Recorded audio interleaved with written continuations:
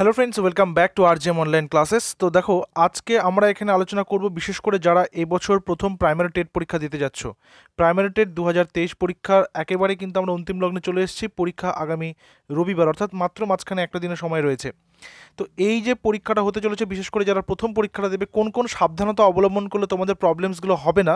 অর্থাৎ last time যে primary TET পরীক্ষাটা হয়েছিল সেখানে অনেক নতুন নিয়মের ইমপ্লিমেন্টেশন হয়েছে। সেই বিষয়ে সেখানে দেখা গেছে পরীক্ষা সেন্টারে অনেক পরীক্ষার্থীকে বিভিন্ন রকমের সমস্যার সম্মুখীন হতে। তো সেই বিষয়গুলো নিয়ে আজকে আলোচনা করব। প্রথম কথা, তোমরা মেক শিওর করবে এক্সামের আগের দিন তোমাদের মানে ব্যাগ তো ওখানে অ্যালাউ করবেই না, বা তোমরা যেটা যেটা নিয়ে যেতে পারবে 2 কপি তোমাদের অ্যাডমিট কার্ড, একটা প্রিন্ট আউট করে একটা তোমরা ডাউনলোড করে নিতে পারো। অনেকে ফোন করছো, মেসেজ করছো যে কালার প্রিন্ট করব নাকি হোয়াইট অ্যান্ড ব্ল্যাক, মানে ব্ল্যাক অ্যান্ড হোয়াইট। তো যে কোনো এক রকমের করলেই হবে, অসুবিধা নেই। দুটা কেন, কারণ একটা তারা সই করে জমা নিয়ে নেবে, একটা সই করে তোমাদের দিয়ে দেবে। 2 কপি পাসপোর্ট সাইজ ফটো রাখবে সাথে, 2 কপি পাসপোর্ট সাইজ ফটো, একটা তোমাদের যে কোনো রকমের আইডেন্টিটি কার্ড, ঠিক আছে, আমি আই কার্ড লিখে রাখছি, অরিজিনাল আই কার্ড তোমাদের অ্যাডমিটের সাথে তোমাদের যে ছবিটা রয়েছে সেটার সাথে ম্যাচ যেন করে, ম্যাচ না করলেও অসুবিধা নেই, একটা আই কার্ড তারা দেখতে চাইবে, ঠিক আছে। এবং বিশেষ করে এক্সামিনেশন সেন্টারের হলে প্রবেশ করার আগে স্কুল বা কলেজ যেখানে তোমাদের সিট পড়ুক না কেন, তার সামনে গেটে কিন্তু তোমাদের সেখানে ফ্রিস্কিং হবে, বা তোমাদের সেখানে কিন্তু ভেরিফিকেশন হবে যে তোমরা ক্যান্ডিডেটটা অ্যাকচুয়ালি তুমি কিনা। তোমার সেখানে ফিঙ্গারপ্রিন্ট সেখানে কিন্তু ম্যাচ করা হবে, ম্যাচ করার পরে সেখানে একটা অ্যাটেন্ডেন্স টাইপের করানো হবে। আচ্ছা, দ্বিতীয় কথা হচ্ছে, কোনো রকমের গলায় বিভিন্ন রকমের আমরা যে ধাতুর চেন পরে থাকি, সোনার চেন, রূপার চেন, আংটি থাকে, ঠিক আছে, হাতে বালা থাকে, এই সমস্ত তোমরা অ্যাভয়েড করবে, এই সমস্ত পরে যাবে না, ঠিক আছে, এই সমস্ত পরে তোমরা একেবারে যাবে না। তো আর এই বিষয়গুলো তোমরা অবশ্যই মেক শিওর করবে। সেকেন্ডলি, তোমরা যখন এক্সামিনেশন হলে অ্যাপিয়ার করছো, চেষ্টা করবে পরীক্ষা সেন্টারে 1 ঘন্টা আগে পৌঁছে যাওয়ার। অর্থাৎ 12টা থেকে পরীক্ষা শুরু হচ্ছে, তোমরা 11টার মধ্যে সেখানে পৌঁছে যাওয়ার, কারণ সেখানে ফ্রিস্কিং করবে, এটা তোমাদের লাইনে দাঁড়াতে হবে, সেখানে কিন্তু টাইম লাগবে, ঠিক আছে, সেগুলো তোমাদের যে ভেরিফিকেশনটা হবে সেটার জন্য টাইমটা লাগবে। আচ্ছা, পৌঁছে যাওয়ার পর তোমাদের যখন পরীক্ষা সেন্টার, প্রত্যেকটা পরীক্ষা সেন্টারে কিন্তু সেখানে ক্লক থাকবে, মানে দেয়াল ঘড়ি থাকবে, আগের বছর যেরকমটা ছিল। তো সেই কারণে রিস্ট ওয়াচ পরে যাওয়ার কোনো প্রয়োজনীয়তা নেই। ডিজিটাল রিস্ট ওয়াচ একেবারে অ্যাভয়েড করবে, সেগুলো তো পড়বেই না, ঠিক আছে। অ্যানালগ থাকলে সেটা অ্যালাউ করবে কিনা সেটা সেই সমস্ত পার্টিকুলার সেন্টারের উপর নির্ভর করবে, বাট পড়ে যাওয়ার প্রয়োজন নেই। এবার যখন তোমাদের ওএমআর শিটটা দিয়ে দিচ্ছে, খুব গুরুত্ব সহকারে বুঝবে, ওএমআর শিটটা দিয়ে দিচ্ছে, সেখানে তোমাদের দেখবে অ্যাডমিট কার্ডে একটা রোল নাম্বার থাকবে। সেই রোল নাম্বারের এখানে বাক্সটা থাকছে, সেই রোল নাম্বারটা সেখানে ভালো করে ফিল আপ করলে, যে কোনো জায়গাতে ওএমআর শিটের যে কোনো জায়গাতে যদি কোনো রকমের কোনো প্রবলেম তোমার মনে হচ্ছে যে এখানে আমার এটা ভুল হচ্ছে, বা এখানে আমার এটা বুঝতে অসুবিধা হচ্ছে, সঙ্গে সঙ্গে তোমাদের ওখানে যে গার্ড পড়বে, যিনি ইনভিজিলেটর থাকবেন, তাদেরকে জিজ্ঞাসা করে নেবে। ভুল করে ওএমআর শিটে যেন ভুল না হয়, তোমার ওএমআর শিট কিন্তু চেঞ্জ করে দিবে না, মনে রাখবে। তোমার নামে ওএমআর শিট একটাই আসবে, একটা ক্যান্ডিডেটের জন্য একটা ওএমআর শিট আসবে, তোমাকে কোনোভাবেই কিন্তু চেঞ্জ করে দেওয়া হবে না, বোঝা গেল? তাই চেষ্টা করবে সেখানে কোথাও কোনো রকম ডাউট থাকলে 10 বার জিজ্ঞেস করলে 10 বারই তারা তোমাকে অ্যান্সার করবে, 10 বারই তারা তোমাকে বুঝিয়ে দেবে।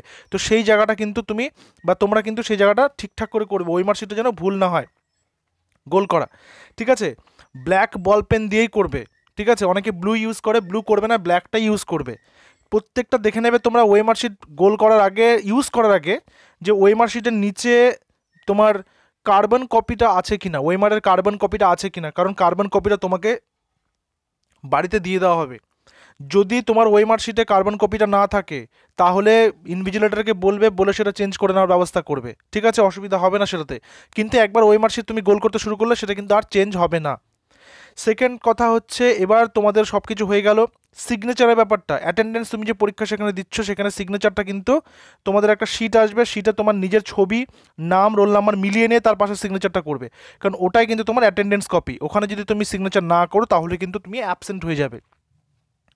এবার চলে আসে কোয়েশ্চেন পেপারটা যখন দিচ্ছে তোমাদের, ওএমআর একটা জিনিস তোমরা ফলো করবে, 150টা তো এমসিকিউ থাকবে, ওএমআরও কিন্তু 30 করে 5টা রো থাকবে, 30 করে 5টা রো, অর্থাৎ সিডিপি থাকলো, বাংলা থাকলো, ইংরেজি থাকলো, ম্যাথস থাকলো, ইভিএস থাকলো।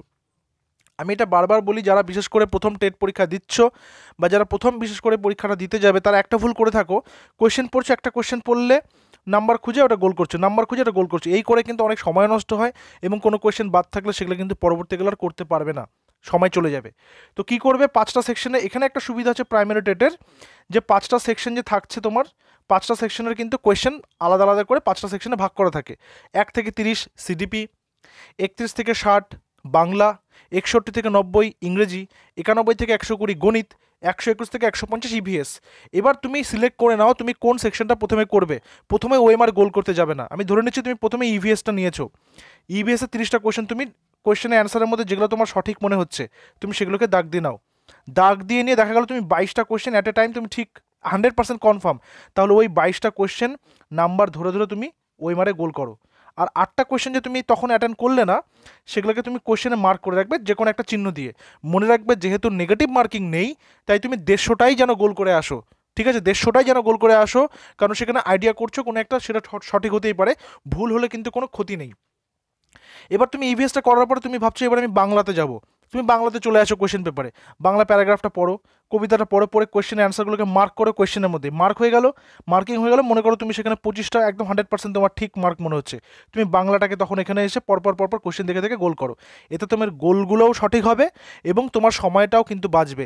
এইভাবে করে কিন্তু করতে হবে। এবং শেষের দিকে তুমি কি দেখছো যেখানে যে কয়টা কোয়েশ্চেন তোমার ডাউট ছিল সেই কয়টা কোয়েশ্চেন পড়ে তোমার অ্যাট আ টাইম যেটা মনে হচ্ছে সঠিক তুমি সেটাকেই সেখানে মার্ক করে দাও। মনে রাখবে এই পরীক্ষার কিন্তু কোনো কাট অফ নেই।